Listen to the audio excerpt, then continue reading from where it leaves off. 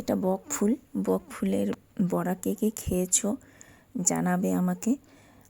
আমার খুব ভালো লাগে বকফুলের বড়া, তাই আজকে রেসিপিটা শেয়ার করছি।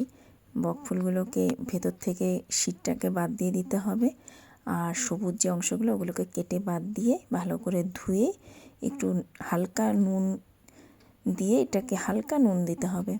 এবার ব্যাটারটা তৈরি করব।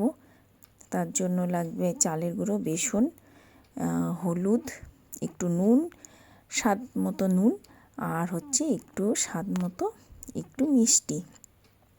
এবার বেসন আর চালের গুঁড়োর পরিমাণটা হবে হচ্ছে 2 চামচ বেসনের সাথে 1 চামচ চালের গুঁড়ো যাবে। আর খুব বেশি পাতলাও হবে না, খুব বেশি ঘনও হবে না ব্যাটারটা। আমি সেজন্য বারবার দেখালাম জিনিসটাকে চামচে করে। এবার একটা একটা করে তেল ব্যাটারে ডুবিয়ে তেলে, ছাঁকা তেলে ভাজবো। দেখো কতটা মুচমুচে লাগছে ভাজার সময়। এবার একবার অবশ্যই তোমরা ট্রাই করবে, আমাকে জানাবে কেমন হয়েছে। আর আমার ভিডিও ভালো লাগলে লাইক, কমেন্ট, শেয়ার করবে, সাবস্ক্রাইব করবে। দেখো একদম মুচমুচে করে ভেজে নিয়েছি, কতটা মুচমুচে হয়েছে। আমার খুব ভালো লাগে এসব বড়া পকোড়া খেতে, তাই আমি মাঝে মাঝে এগুলো